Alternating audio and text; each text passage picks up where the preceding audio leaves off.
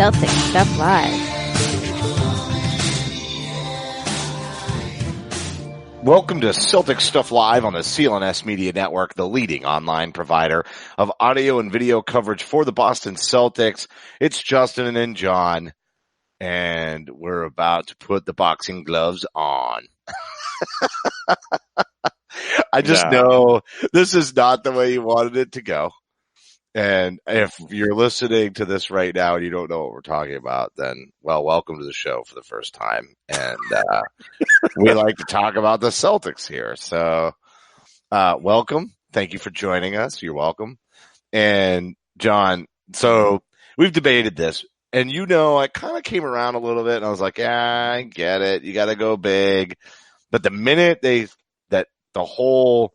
I don't think he's going to re-sign. Like, you knew this was the big catch for me, was how much are you going to pay to take a gamble? And, everybody wants to look at the Toronto Raptors and make the Kawhi analogy. They could still lose Kawhi, even if they get the championship. Was it the right thing to do? Sure it was. They were never going to get over the hump. They finally did. And, it really just tells you how much this championship was for the taking for the Celtics this year too. Like, just to put that on the side burner, those injuries and everything else, this was a legit year for opportunity for the Celtics, and they totally missed it. And that's frustrating. So now we're talking about AD. Price is too high. Rental, I don't know. Too many assets they collected. You don't want to be on the other side of that Brooklyn deal. The only thing I'll say about that, though, is that's an unfair comparison because AD is so young. Kevin Garnett and Paul Pierce and filler, sort of, Jason Terry, were definitely towards the end of their careers. So it's not a fair analogy, except, man, if they lost all these young players and AD didn't stay, that was a big hang up for me. Yeah, I think the whole going into it, the whole expectation was in terms of what the cost would be, right? And that was, you and I disagreed a little bit in terms of like what we thought it would take. And I think you thought it would be a little bit richer than I thought it would be.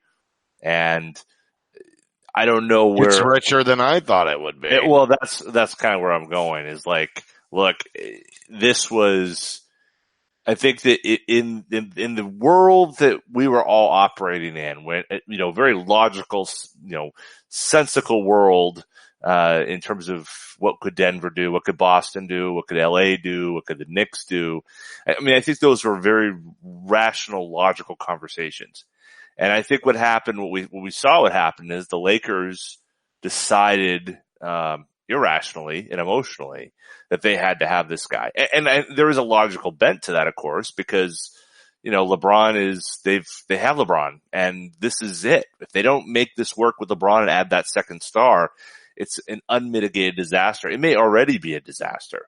So they had to overspend for it, but to the level that they did is unbelievable to me. I cannot believe how much they spent on this deal. And I agree with you. It's not exactly the same as the Nets deal, but but the comparisons are there. It feels similar because of the swapping. It's overdone. Yep. It's way too, it may be great, but the fact when you see Chris Haynes send out the tweet that says, he's still going to free agency, is just, it's tough to take. I don't think it will I don't think it will really matter. Rich Paul will get what he wants out of it. Rich Paul is effectively running the Lakers right now. And so that was the whole gambit, was to get him to a spot where Rich Paul could run the team. And they did. So it worked out. I think the Pelicans got a great situation for themselves. And the disappointment on my part of it, and as we talked about, was really about how the Celtics were this close to being a great team for a long period of time. And a lot of factors. It wasn't just Kyrie. It wasn't just, it's certainly, probably one of the smaller pieces was Danny Ainge. But they were this close to running the table for a really long time. And unfortunately, other egos and other people's egos got in the way of it. And so here we are. We're back to effectively square one. Other people's? Are you talking about Rich Paul?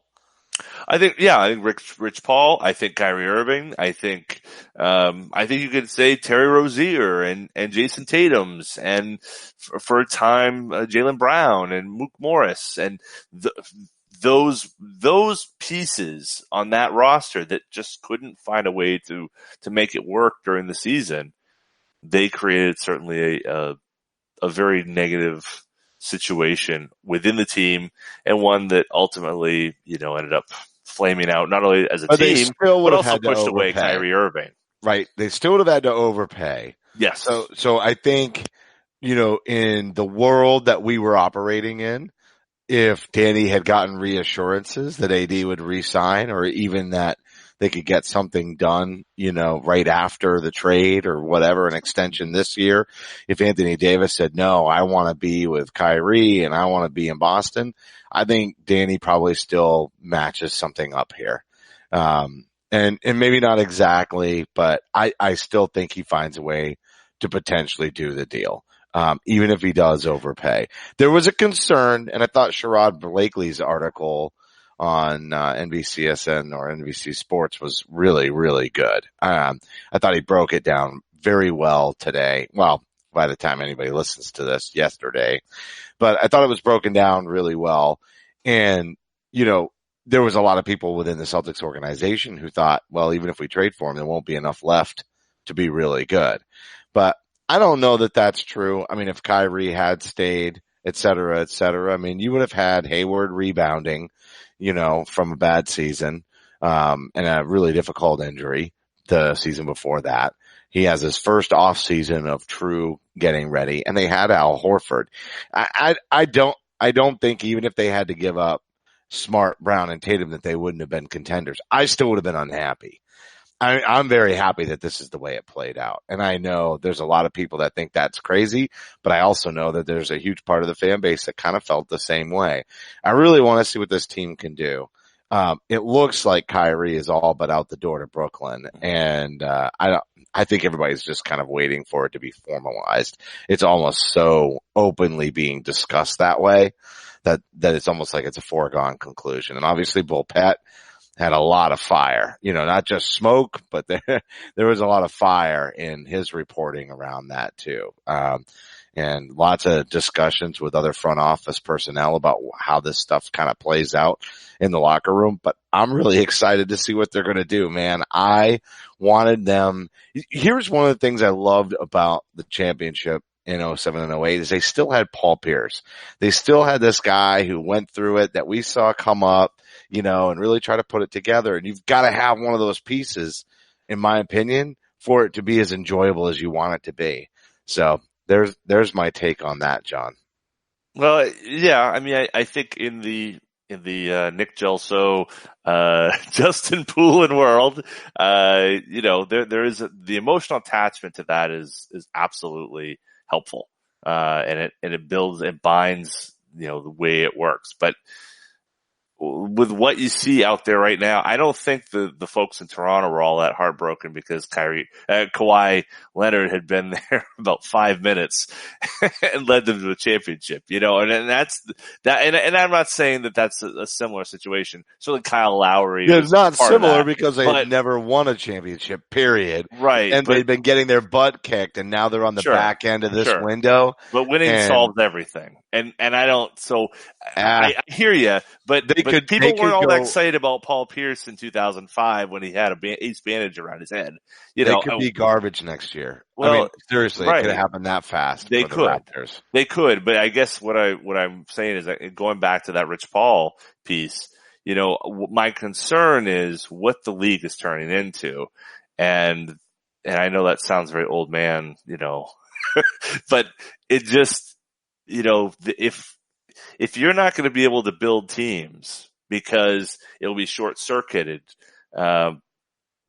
because Rich Paul wants to be, because the agent wants to be in charge of the team, then that's trouble. I mean, look, you want to talk about the Chicago Bulls, go back to the 90s and people say, well, David Falk and Arn Tellem and all these guys, they ran those teams. Not like this. Not at all like this. Rich Paul is at a different level compared to what was going on in the 90s with Falk and those guys. I mean, clearly Phil Jackson ran that locker room. Clearly Jerry Krause was putting the pieces together. I mean, it's completely flipped on its head now. I mean, there's no comparison. So don't tell me it's the same. It's not the same, and that's the hard part is that as a fan, I want to have that same experience as you're talking about. I want to be invested with these guys, but to build a winner, to get those top tier guys, those LeBrons, those Anthony Davises, those Kawhi Leonards, can you do it, without, selling your soul to the devil? And that's a really crappy thing about NBA fandom in 2019. Yeah, except that could just make you love this team that much more if these guys stick around and end up going and doing it. And that's, look, they're going to find a creative way around it. You and I thought the price tag was going to come down on Davis, and instead the Lakers just kept going up. And, you can kind of say maybe that's because somebody was playing both sides of the equation. You know what I mean? But that could have consequences, dude. And it's just like we talked about. It's one injury, right? They're kind of, on one hand, the Lakers are not doing what Toronto did because they're going to grab this player, and as long as he re-signs, then they're going to have a young player, one of the top ones in the NBA for years to come. And that's great. But if he gets injured and the LeBron James window kind of passes, or this year gets so ugly that Rich Paul's like, no, now we're going to New York, or the next destination, the Lakers are totally, totally screwed. And you want to talk about, everybody is looking at Danny and saying, oh yeah, nobody wants to trade with Danny. Nobody wants to trade with Danny. I still think that's baloney. I think honestly, if anybody thinks that the deal is in their best interest, then they'll trade with Danny. Not everybody is going to do a deal like the Brooklyn Nets did, but here the Lakers did.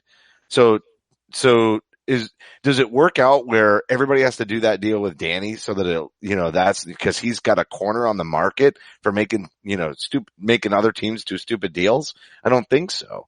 And even then, that Nets deal was pretty crazy with the picks and everything, but it still looked like a good deal for the Nets. I mean, it really did.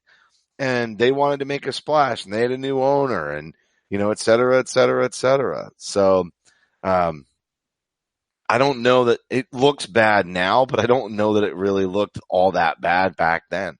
They're getting 2 all-star players, and, I just have a hard time looking back and looking at everybody say, oh yeah, nobody wants to deal with Danny. I don't think that's the case at all. I think Danny is a shrewd businessman, and he knew not to outbid this, period. Mm-hmm. No, I think you're absolutely right. I mean, I understand, the years leading up to this, and this is the great white whale that, this is the Moby Dick for him. He's Captain Ahab. This is his Moby Dick. This is what he's going for. I understand that, but you also have to be smart about it. And you look at the Lakers offer, and there's just no way the Celtics should have countered that. And I was someone who over the last 6 months has been consistently on the level of, you got to make the deal. You got to make the deal. You got to go get the guy. Anytime you can get a top 5 guy, you do it. This deal would have not just taken those key assets the Celtics have, but it would have pushed those trade assets, those draft pick assets into, the middle of the next decade. And there would have been no rebuilding. Team, if right, he walked, there would have been no rebuilding. Right. You can't build within. You can't build within. Like, let's say you keep Anthony. That's where the Nets analogy, the Nets analogy would have been the same. There would have been like an enormous hole to dig out of. Right. But, well, not only is it, but even if you keep Anthony Davis, even the best of all worlds, right? He re-signs here. He loves it here. It's great. You got Tatum, you got Brown, or excuse me, you don't have Tatum and Brown. You've probably got Terry Rozier and, 34-year-old, Al Horford and 30-year-old Gordon Hayward. And you have no draft picks for 5 years. How are you going to add that mid-season, shooter that you need off the bench? Or how are you going to add that point guard that you need because somebody goes down with an injury? It's just impossible. And that's what the Lakers are going to find themselves in. Now, they're going to be able to go on to the buyout market, sure. But we all know that doesn't always work out as well.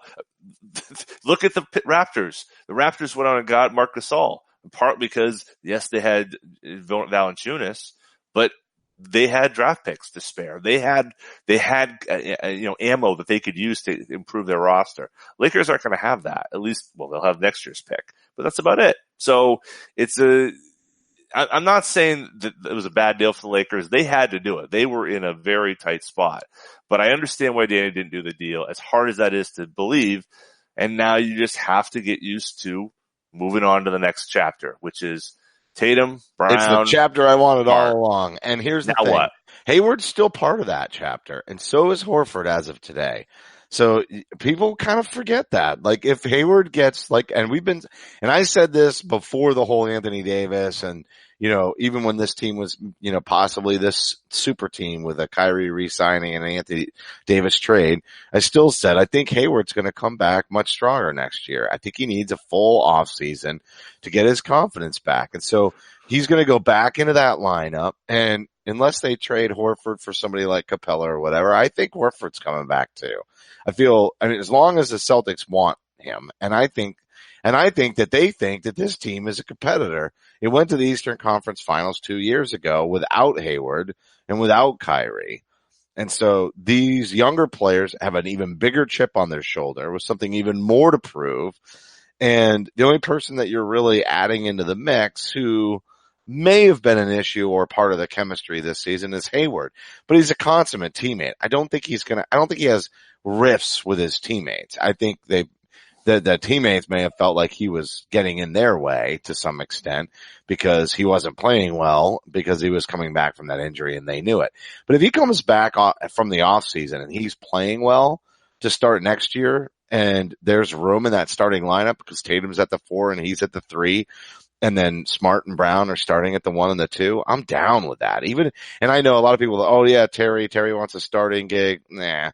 I think Terry might still come back to this team if he knows he's the first man off the bench. I don't think Terry is as stuck on being a starting point guard as much as he is stuck on having the opportunity to play minutes, substantial minutes, and grow his career. So if the Celtics money is right, and he knows that it's either him or Smart and they're vying for the starting job, then I think he might come back. Is he the critical piece? No, he's not the critical piece. Well, yeah, let's talk about the money because I think that's the important piece of the next chapter, and we'll put the draft maybe to last. So they got the 28. Let's just do this. They got $28 million.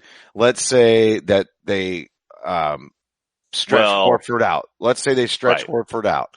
So what's that going to be? $18 million for 5 years? What was the rumor today was 3 years. Is that what we heard? 3 years? I didn't, but 3 years I'd love. 2 additional years. I think you're looking at something like 3 years, 60. I think that's the. So you think it lands at 20? Okay. I think 20 is the number. That's my guess. I'm not sure, but I feel like that's the number. So it leaves them 8, but then because Terry is their player, do they still have bird rights on this somehow? They have bird rights, but it still would mess with the cap, right? So they'd still have to pay, but they can go over. But okay, so let's put Terry for last because Terry's going to be, as a restricted free agent, he's not going to come off the market quickly, right? So he's got all the time to play. Right. The first guy that's going to go is Mook Morris. So let's say you signed Horford for 20. So what would you say, 8 or 9? 8. You got 8 million. Change. I think it's 8 change. Yep. So Mook Morris, to me, he's the harder choice of whether or not to bring back because he plays the same position as the Jays and Hayward. But he obviously is somebody who's well regarded in the locker room. He likes being here. He's also a Rich Paul client. Oh, by the way. So what's the number that would bring him back to Boston? And is that something that's worthwhile? Like what, 15 million? Yeah, but don't you think, even then, don't you think the guard issue is the bigger issue at this point? To what you just said, Morris you're not going to have the position. But what I mean is, okay, I hear you, but you have Marcus Smart. Like Marcus Smart's your guard. Like he could be your starting point guard. No, I mean depth. I mean just depth in general. But you don't have it. But what I mean is the market's going to dictate what the order you're going to have to make the decisions, I guess. So you're going to my decide. point is that going out and getting a guard for depth behind Marcus Smart might be a lot harder than going out and spending less money on a wing to back up a position you're already stocked at. That's what I'm getting I at. hear you. Okay. But all right. So, but if you keep Terry, he could get an offer sheet from somebody who doesn't make it strike it rich right now, right? So we don't know what's going to happen with Durant. It sounds like Kyrie is going to take one of the max slots in Brooklyn. They have another max slot or near max slot. New York has money. Indiana has money. Dallas has money. Who else?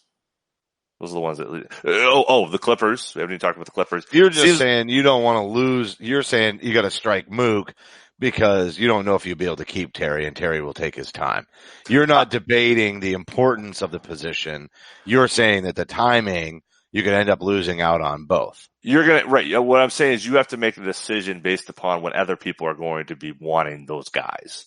You're not going to be able to dictate the timing. I mean, you can negotiate with them right now, frankly, and I think Terry, I don't know that he's going to get an offer sheet. I think everyone will say, oh, he's going to, other people are interested. There's money out there.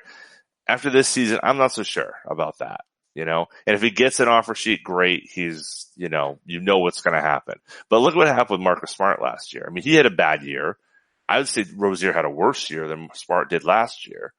And in spite of it, and because, yes, there was less money on the market, but Boston was basically negotiating with themselves. Right. So what's Terry looking at? 10? No, I was thinking he was going to land in the same range anyway. Could be, yeah. Yep. I think if he was there, I think Boston would bring him back. I think they'd sign a longer term deal. I mean, on the downside, if nobody goes up and he just signs the qualifying offer, the only problem is then he's got a no trade clause. So Boston really doesn't want that. They need to be able to move that salary and be able to move that salary to match with other pieces to get a big fish rather than having to move Smart. I mean, that's the problem with the timing of all these trades this year, was that you didn't have that ability. Now, if you can use Rozier with, let's say the Memphis pick or what have you, then you're, halfway down the road towards a big deal, whether it's Beal or whoever. So I'm not against that. Why do we have to deal our way to a championship? I don't know you do, but you want to. So I gotta read this. I gotta read this listener email. Then there's 3 sections of it, but here's this relates. And so I'm going to read the second point. He makes a point on Jeff Green. He makes another point. We may hit them all, but this one is tied in with what we're talking about. He says, we'll just call him Bill. Bill says, people saying the only thing that matters is championships. Well, bleep, I just wasted 200 plus hours and lots of money on League Pass watching the Celtics last season. I guess I'll just wait every year until game 4 of the finals to see what's up. I really enjoyed following the Celtics for the past 5 years. Well, maybe not this year. One of my favorite Celtics teams was 1987. No championship, but the guts and grit of that team was something else. The injuries, the tragedy of bias, and that bleep magic hook shot. It was grim, but fascinating. But that's kind of what I'm getting at. I realize, I think this point is so well taken. Yeah, we're waiting for championships and it's all about championships. But, getting through the regular season, and I'll even say it, once we won the championship with the big 3 of 07-08, once we won that championship, every year was still enjoyable, but the regular season was kind of like just kind of boring. It did not captivate you. You were just waiting until we could get back to the postseason and see if we could put another one under our belts. And that's when you got excited. But I'll tell you, with these teams, when they're developing, I mean, I remember going to that Super Bowl Sunday game with my son when, Terry hits this big shot, and Horford hits this big shot, and they wind up beating the Trailblazers in a major comeback, and they were super down at the half. Those kinds of games, when you kind of feel like your team is stacked and loaded, they're enjoyable, I guess. You know what I mean? But they don't happen that often, because usually you're staking big leads. Like, the regular season's a grind. And so this whole gut and grit and watching them overachieve, That's what made, the last 3 years before this one with Brad so much fun to watch. That's what made Isaiah Thomas so exciting. That's what made us love those guys. Wouldn't it be great if one of those types of teams won the championship, from out of nowhere, especially after Kyrie goes to Brooklyn and everybody's got a chip on their shoulder, or they just come and just lay the smack down and they're all in their early 20s? That'd be so exciting. That would be so unprecedented. Is it likely to happen? No, but that's what's going to captivate you all next season.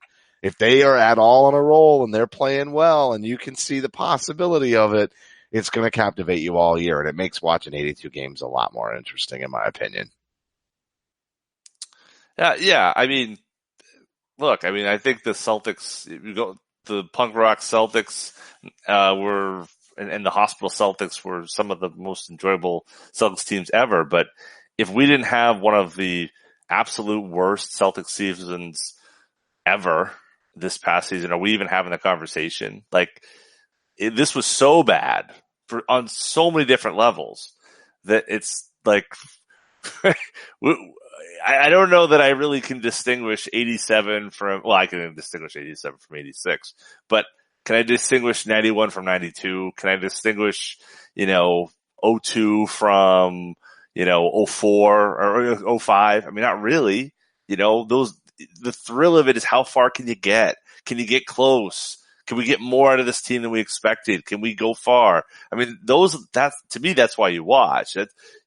To see that is I feel like that. I feel like this team is already there anyway. You don't build a roster for pluck and grit. You build a roster to win and be successful. But isn't that what it takes to win? Is pointless. Isn't that what it takes to win? You need talent to win. No, you need talent. No, not just talent, because we had talent this year and we didn't win. Okay, how much pluck and talent was enjoyable when the Celtics were getting swept by the Cavs 2 years ago? It didn't matter.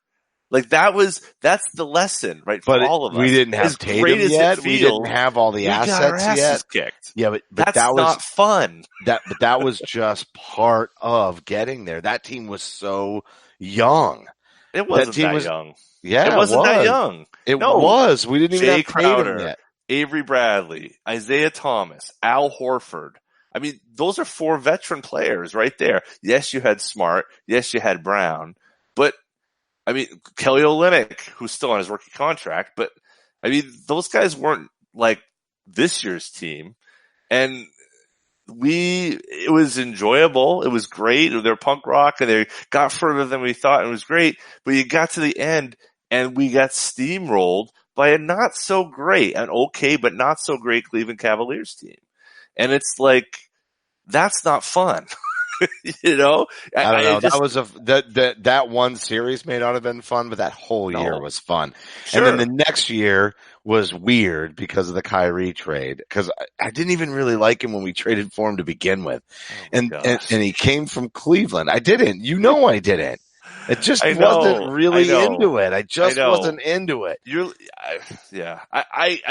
Look, I understand people watch sports for different reasons and all, and I appreciate that. But the Celtics tradition is not about almost getting there and about Atlantic Division championships, right? That's not what the reason why the Celtics are special is because they go to the top. They don't take second. So is the only way to get there is to go and buy your championship? Just because that's how we did it in the most recent, past? I think you have to look at the way the game is played. How are teams being put together in 2019? How many teams other than Kevin Durant, how did the Warriors build? Other than Kevin Durant. And they'd already won a championship by the time he came there, and that was a total fluke, right? But they could have still been the same team they are now without Kevin Durant. You know what I mean? Over the last several years. He definitely hedged the bet, and he definitely improved that squad. But did they grow by trading away players for the top talent, or did they grow to a championship contender by being smart and utilizing their draft picks? Right. Well, I would say this about the Golden State comparison. Golden State is a once in a lifetime situation, right? I mean, I think we have to agree to that. They went out and they found 3 guys in one draft, 2 of them who were all NBA guys who were core pieces towards building, a championship contender. And then of course we have this crazy thing that goes on with the cap expansion. And I'm not even talking about Durant, but their ability to keep paying players. Even if it wasn't Durant and they re-signed Harrison Barnes, for example, I mean, they would have been good. But how many other times has that happened in the last 30, 40 years? I mean, it's in the salary cap era, they're the outlier, right? Everybody else has done it differently. Whether it's the Spurs, whether it's the Lakers, whether it's the Celtics, the great teams of the salary cap era. You didn't say the Heat.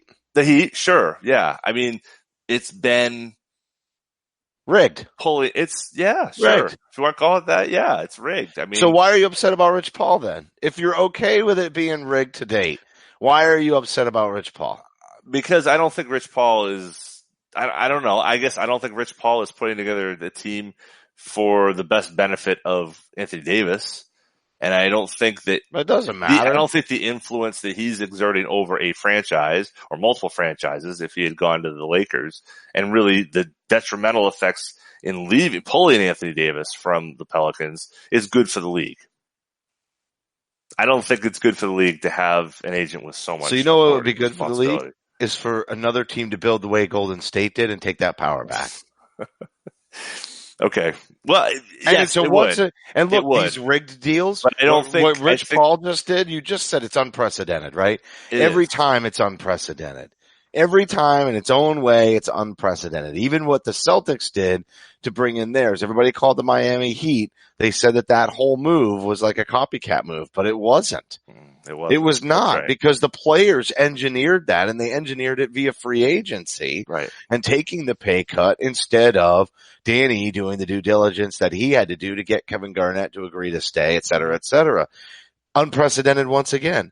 All of these things are done in different ways. And here's the other reason why they have to be, is the collective bargaining agreement completely continues to, as soon as somebody pulls that shenanigan or they look at it like it's rigged, they pull it out. And then so somebody's got to get creative with the new lawyer language and the new CBA to try to be an all-world beater. At some point, you've got to build your team in a different way. And I hear what you're saying about Golden State.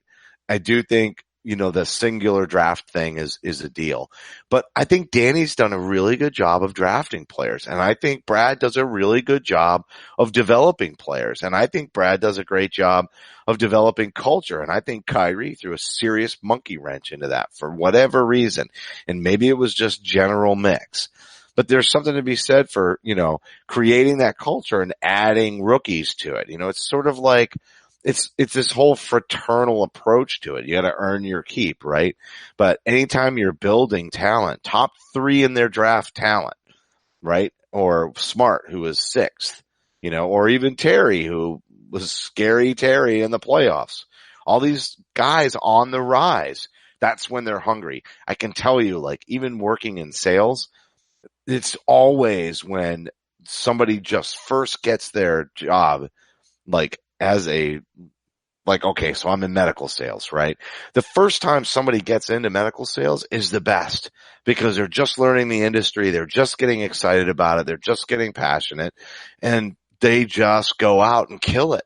And I see some of the best salespeople, as long as the work ethic is there, as long as the talent is there, as long as the soft skills are there, it's always awesome to watch them become successful. And I realize it's not totally transferable to the NBA, but when you're drafting the top 3 players in 2 consecutive drafts, one of the top 3 players in 2 consecutive drafts, you ought to give it a little bit of time, because that's 2 players that could equate to 2 players that Golden State drafted, and you've already got Al Horford, and you've already got Hayward, and you got a top 6 guy in Marcus Smart, who's one of the grittiest guys. And I'm going to read the other email, or the other point of this one email, because leadership is where you and I identified this year was such an issue. Mm-hmm. And we said on the very last show that we weren't even sure if Anthony Davis was going to end up being that leader, that we were still looking for leadership. And so I believe that this is sort of in follow to what we talked about on the last show. But he says, who is the leader of the Celtics? Duh. While the Celtics were doing great, the leader was Brad Stevens, who coached young guys and old broken ones, Gerald Wallace, and guys who didn't live up to their potential before. They always said, we trust what coach says and his game plan. I didn't hear that last season much. Kyrie came and messed that up. Now that the young guys are getting older and richer, Stevens needs to name a captain that will have his back. He can't be the captain anymore. Marcus Smart is that man. There is something to be said for letting Marcus become, moving, not just this email and saying, he should be the captain. I'm saying that there is just something for letting him become the leader of this team. During several times over the last 4 years, we've heard, yeah, he's the leader in the locker room, or, he's led by effort, and he's kind of been acknowledged, except that there's always been some player that's been, sort of status above Marcus. You know what I mean? I realize that maybe Brown and Tatum are their more blue chippers, but the fact that Marcus Smart's hitting a 3-pointer now, and, he's defended multiple positions, and if you take some of these people out of the way, because Al Horford is not the leader, right? Like, there's been some tweets about that. And I think it was Sherrod that wrote about Al Horford. Like, it's not that Al isn't a leader, but he's a leader by his actions, not by his words. They need an emotional leader. And I think there's something to be said for letting Marcus Smart move into that role this coming year. Well, yeah, I think so. I think he's going to be able to stretch his legs a little bit. I think all these guys they're all going to be able to branch out, be more of who they want to be. So do they crack under the pressure, or do they rise to the occasion? If you had to hedge your bet in either direction? I think they'll rise to the occasion. I think they'll be better. I think they'll be a more cohesive group in 20. I don't think there's any way they couldn't not be, right? I mean, couldn't not be. They're going to be better. They're going to be more fun. They're going to be more together. They're going to have a blast. I think it's going to be great. It's just that their ceiling will be lower. They're going to beat Philly. And I don't know that the ceiling's really that low. Do you really just not think Brown and Tatum are going to get to all-star status over the next 5 seasons? I think they could get to all-star status. I mean, they're going to have the playing time now. But you know what I mean? They're going to have the leadership piece of it. Yeah, right. And that's good. But to be a Golden State's level, it's not all-star. It's all NBA. That's where they have to be. They got to be first or second team all NBA. And even then, it's no guarantee. You look at OKC, look at Portland. Both of those situations, you've got really strong two player situations, maybe 3-player situations. If you want to throw Steven Adams in that mix, and they're kind of good, but not great. And that's the difference. Is good enough? I don't know. That to me. I'm not sure they're going to. I think the issue in OKC has a lot more to do with who's playing point guard, and it's not that he's not playing. You know what I mean? If you get these young players in Boston, even if they get to that status, yeah, they become all NBA because they play better with each other, right? It's not that they're actually any better than Paul George or Russell Westbrook, right? But Russell Westbrook leading a team that plays like a team that gets over that hump, right? Because they just have the right chemistry and they do the right things. He's all of a sudden all NBA. So is Paul George. Everybody's all NBA because they're winning. That's how that works. And so that's kind of what I'm getting at is actual talent level over the next 5 years. I'd be very confident that Brown and Tatum or there could be Antoine Walker, Paul Pierce, sort of both of them making the all-star team. The question will be, are they really going to go to that next level, beyond that? Can they get over that hump? That's what's freaking you out. Yeah. That's what you're concerned about. You're concerned that we're going to be the early 2000s Celtics again. Yeah. And what Danny blew up to then trade and become Kevin Garnett. But I think, we didn't draft any of these guys at number 10. They were drafted at number 3. Tatum would have been drafted at number 1 if Danny couldn't have spun that out, because that was a guy he was taking. He just got a nice another little asset out of trading, which also, by the way, debunks that people don't want to trade with Danny, because Markelle Fultz and Tatum are a perfect example of nobody learned anything from, the Nets trade, if that's the case. But either way, when you look at, I just think this team can get there, dude. I just think they're so young. We have years to be able to watch it, and we have years for them to get better. And, some of those years is going to have, people like Horford around, and some of those years are going to have somebody like Hayward around, and some of those years are going to have Marcus Smart. Like, look, think about it. Smart and Brown defensively in the backcourt, that's really awesome. And then you've got Hayward at the 3. And even if he's 90% of Utah Hayward, that's pretty amazing, because now you've got multiple people who can set up the offense, which includes Horford, who's going to be your center. The only issue that you really have with Tatum at the 4 and Horford at center is this rebounding issue. It's just so killing this team. Mm-hmm. They have everything else that they need to be. I think they even are a good defensive team. And I'll make the argument that they didn't make the commitment on defense this year the way that they had the year before without the players who, were there this year. And so, those young guys that we just rattled off can play defense. And knowing that, it's really the rebounding thing. I don't want to lose Horford, because I think this team could still be good. But that whole move, which really doesn't sound like it really has any legs, but that whole idea of letting Horford go to the Rockets and bringing in Capella, it kind of resets that timetable a little bit. But really, more than anything, it just gets us the rebounding that we need. I think until this team solves the rebounding issue, that's the reason they're hampered. Not because of youth, not because of I think they've got the talent on this team that's going to develop over the next 5 years, but they just don't have the rebounding problem solved.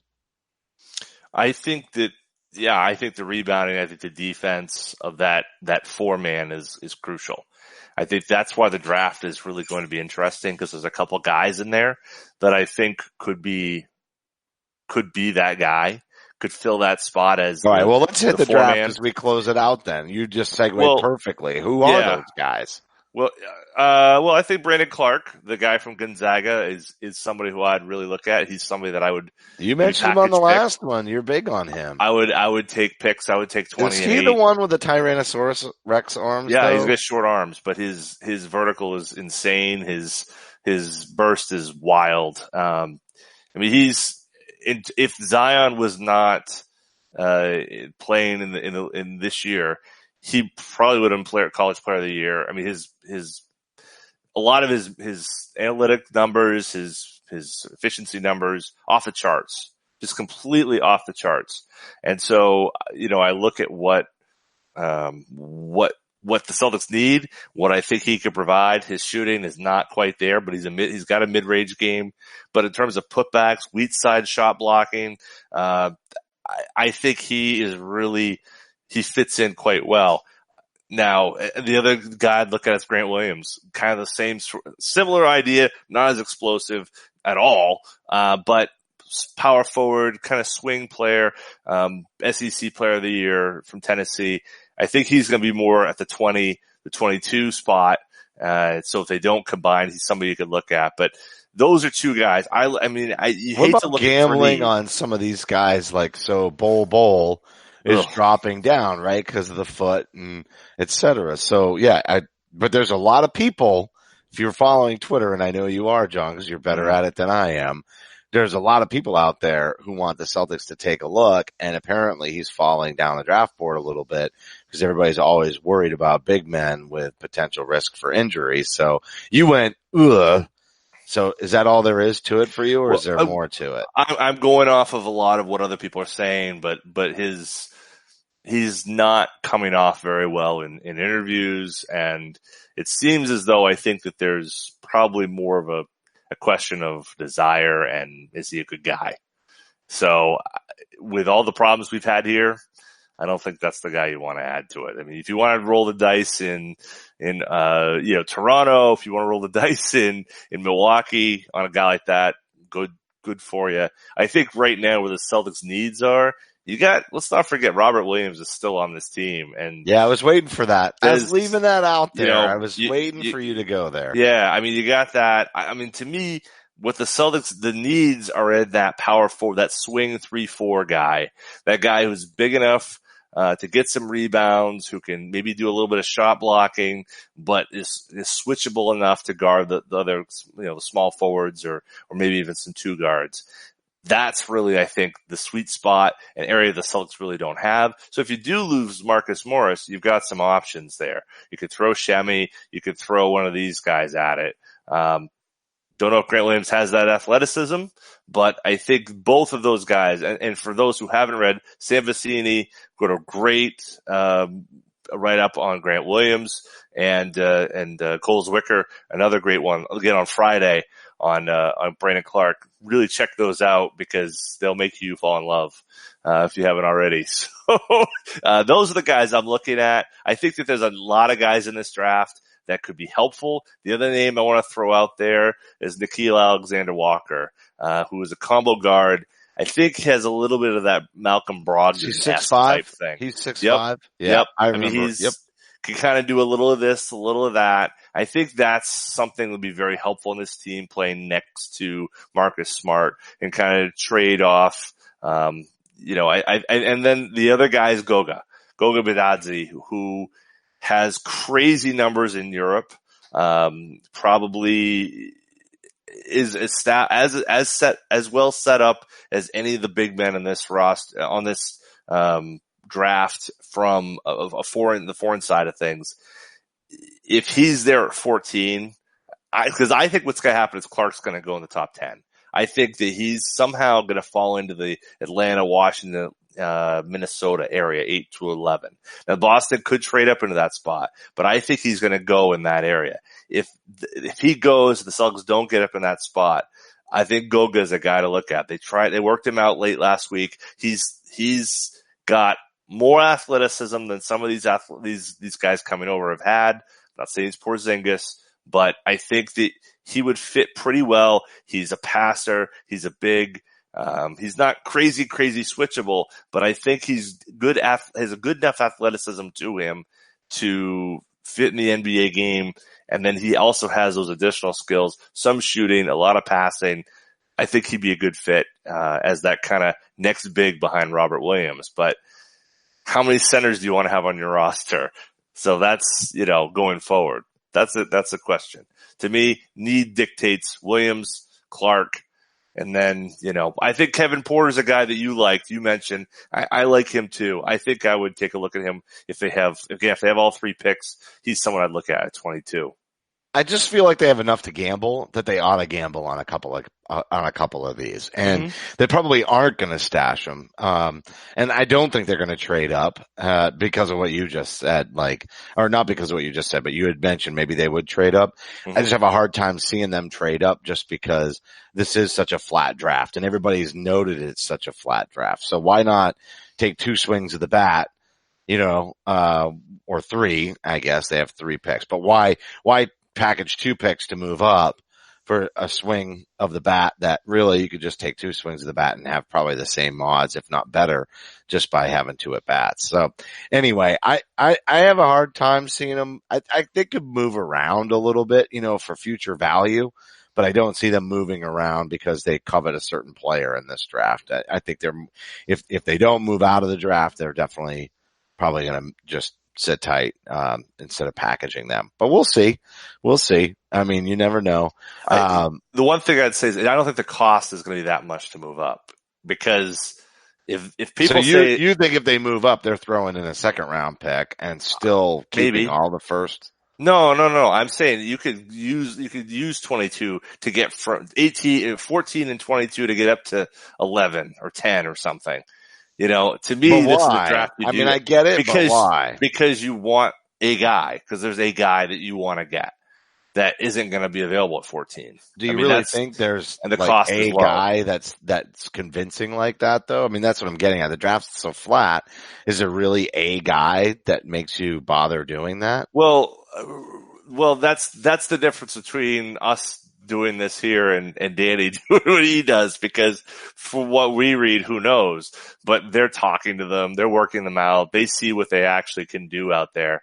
And if I'm Danny and I say, look, I think Clark's the guy, and I think Clark could be the guy, I would move up from 14, because losing him means I'm going to get Nasir Little or PJ Washington or Rui Hachimura or Tyler Harrow. None of those guys really get me as excited. So you definitely would move up in that case. I wouldn't not do it just because everyone else thinks it's a flat draft. I hear what you're saying. There's more swings at the bat, right? If you have 3 swings rather than 2. But if you're that convinced that the guy you see is better. No, that makes sense. I just think the odds of that are low. If the draft really is that flat, I think they see guys. I don't think they have their heart set, but we'll see. They also don't necessarily need to have 3 rookies on the roster. So they may say, you know what, if we can't package out of the draft, we might as well move up in the draft and consolidate some of that salary and, increase our odds with a guy that we think we like better than the rest of them. So that's certainly possible. The last thing I'll say before we close, Wick kind of said that, there's a lot of interesting things that are being discussed. So it doesn't sound like they're 100% done. And the NBA is going through a very interesting shift across the board. Do you think there's any big surprises this off season at all? Or do you think it's kind of, because Anthony Davis moved on, that everything kind of quiets down, the picks get made, and we're, outside of what are we going to do with Horford and Morris and Rozier, Aaron Baines is already coming back. Outside of that you think things are going to be kind of what you see? I think that there's a chance. I think a lot of people have been talking about, well, Boston won't be in it because, and we seem to find out that Boston really wasn't in it in terms of the Anthony Davis deals. So what have they been spending their time on? And it seems that we've heard a little bit of the Houston deal. I think there's been some talk about, well, will the Celtics have some interest in D'Angelo Russell, assuming that Kyrie goes there. There's really not a role. You really can't play both of those guys. So effectively, the Nets have got to be saying bye-bye. I'm not a big D'Angelo Russell fan. I think he's a complete head case. And I don't really like the idea of paying him $25 million for 4 years. It just, I'm me neither. I'm a pass. Dodgy on that. I see people talk about Kemba Walker. You know what I mean? They're like, yeah, we need to get Kemba, but he does have fire in his veins. So that's a player that, even though I think he's a little undersized, he's a gamer. You know what I mean? So if they did something, like that direction at any point, or a player like that, I'd have an easier time getting on board with it. But I think you're right about D'Angelo Russell. I'm a pass. Yeah. Due to money and head case, just like you said. The only other name that is already out there that people are talking about, but they don't even have somebody to make the deal happen, is the Wizards and Bradley Beal. But I don't think they're going to do anything with Beal until they figure out who's going to run their basketball operation. So if that's the case, then he's out. I don't really see anybody else out there that, but that's why Danny's good at this and we're doing a podcast, right? So I don't know who you really, the only other name that I let me out there. Sleep at night. I want you to let me sleep at night because this is how I want it to look.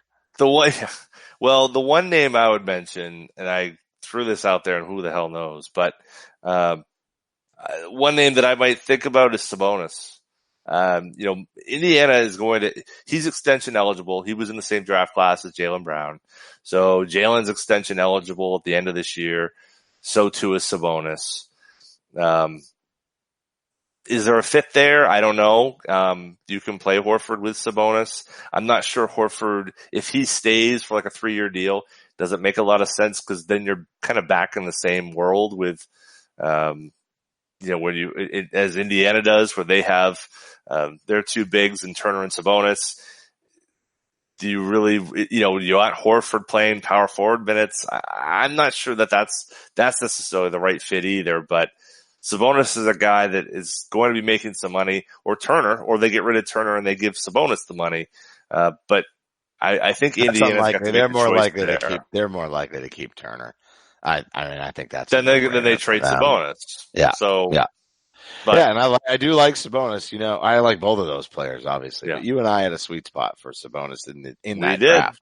We That did. was a guy you and I both wanted to see him go after. We were kind of in that same spot, right? Like it was like, well, geez, you're not gonna take him that early as the Jaylen Brown pick, but if you got that second first rounder, maybe you could get him, get him with that Yabusele spot. And unfortunately, Didn't last that long, yeah. Right? But it's kind of the same deal, though, right? That's why They I had say 3 trade picks up. that year. It was too bad they didn't. Imagine if they had packaged the Zizic and the Yabusele picks and moved up and got Sabonis. That would have been great. That's the thing. If you can find that late first round, that late lottery guy that's gonna, do something.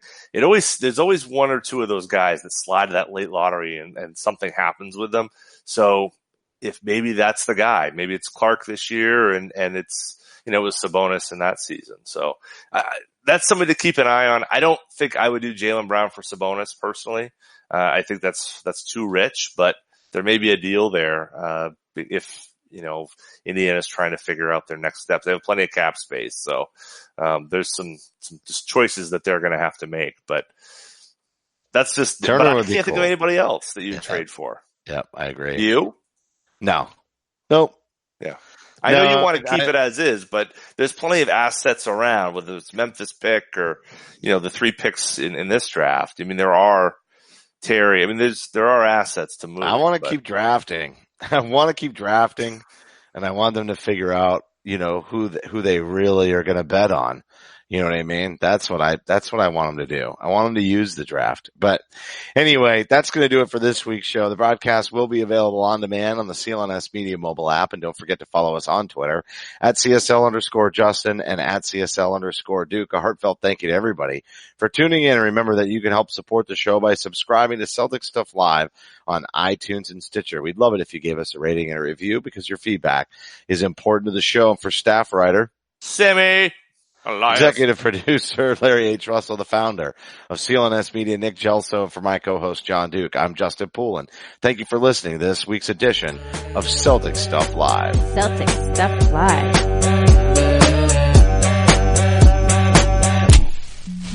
All right, I'm going to read the third one. All right.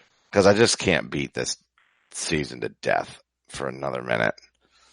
I just can't. It's just got to move on. No, I'm with you. So here's this one. The title of the email was More Things That Bother Me. All right. So it's great though. It's great. I mean, I'm on the same page with Bill here on number 2 and 3, but I think all 3 of us will be on the same page with this other one. And this is actually the first bullet in his email. He says, people ripping on Jeff Green. For heaven's sake, has anyone seen the scar on his chest? He could have died at any minute from an aortic aneurysm. I've known one person who had open heart surgery like that, and 10 years later, he said his breastbone was still sore. So mentally and physically, it's a wonder he came back and was able to play at all. We talk about Hayward being tentative regarding his injury. How about Jeff Green having to worry about dying when he played? Google Jeff Green's scar. And yeah, it's a big one. And I remember that, but it's a good point. He gets hammered a lot. And the fact that he's still contributing some decent minutes in the league and whatnot. I mean, I don't really see a fit for him on this roster, but I agree. Like, how can you hammer on that guy? I mean, and the issues that you had with Jeff Green before the injury, or before, the aneurysm and after were the same. He was a little bit more Kevin Garnett-y, a little more Al Horford-y. He was not an aggressor. He was not a Paul Pierce. He was never going to shoot those shots, but he had some really valuable contributing minutes this season. And I agree. You got to give the guy a break. It's amazing he's still playing ball. Yeah, no, it's true. I mean, he got a lot of crap because people love Perk. And I think it all starts there. People were mad Perk went away, and that kind of emotional nonsense is really what drove, I think, a lot of people to hate Jeff Green, and needlessly so. It wasn't his fault. It had nothing to do with him. in terms of the aspects of the trade. And he was really always what he always was, which is inconsistent. And, it's unfortunate because he does have great gifts and he does have the ability to have done more, but he also nearly died. Oh, by the way. So, no, I agree with you. And I agree with Bill. I do think there's a spot for him on the team, actually. I think that he's somebody who could actually play a role here. If they need a veteran to fill that instead spot of the Mook Morris, that's where he slot him. If you that's go, my point about there being more players to fill that role than being really thin at the guard position, as we talked about earlier. So you would like to see Green come back. I would, but I think that in terms of having the best team possible and the most trade assets possible, it's better to have Mook Morris here than to have, Jeff Green on veterans minimum and use the MLE for, the non-taxpayer MLE to go out and sign, somebody like, Patrick Beverly, like that doesn't curl anybody's toes. You know what I'm saying? I do know what you're saying. It's rather inappropriate. No, but it's just, okay. Well, less so. There aren't a lot of options out there to add that would really make any difference. If it's not D'Angelo Russell and some sort of big swing move for a point guard, it really doesn't make a whole lot of sense to do anything other than Terry Rozier and Mook Morris. Because those are the best pieces that you can. And there's continuity there. And there's continuity there. They understand the system, etc. Yep, I'm down. And you can find, Shane Larkins out there. You can find. I think Wanamaker had more to offer than we gave him. That he was able to show.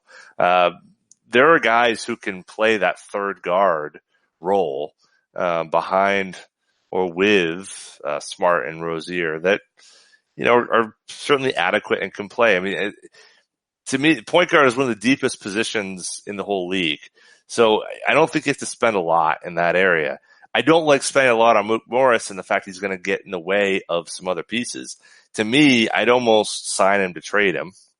So you can't sign him for anything. And same with Rozier that you could then move him for 6 months later. That's pretty much the mindset I have in terms of how much. You're like, bring him back, just don't overpay him. Bring him back basically. If you didn't get him at a reasonable deal that another team would be interested in. If someone's looking to overpay, Mook or overpay Rozier, then tip your cap, see you later, and go in a different direction. But both guys had some spotty performances in the season. Certainly Rozier was horrendous, but from January 1st to March 1st or April 1st, that Morris was the worst player via net rating on the team. Now maybe he was hurt, maybe something else was going on, but he was bad. And you don't give big money contracts to guys like that. As long as you can fit in Jalen, Jason, and Hayward, those are your three best players with Horford. As long as you can fit those three on the floor or find a way to do it, that's one thing. That's the other piece of this too, is that as much as we want them to grow and all this, there is a bit of a problem. We have a little bit of logjam there. And forget Morris. We're going to spend some time on this summer, I'm sure, you and I. How do you make it work with Hayward, Jason, Tatum, and Jaylen Brown?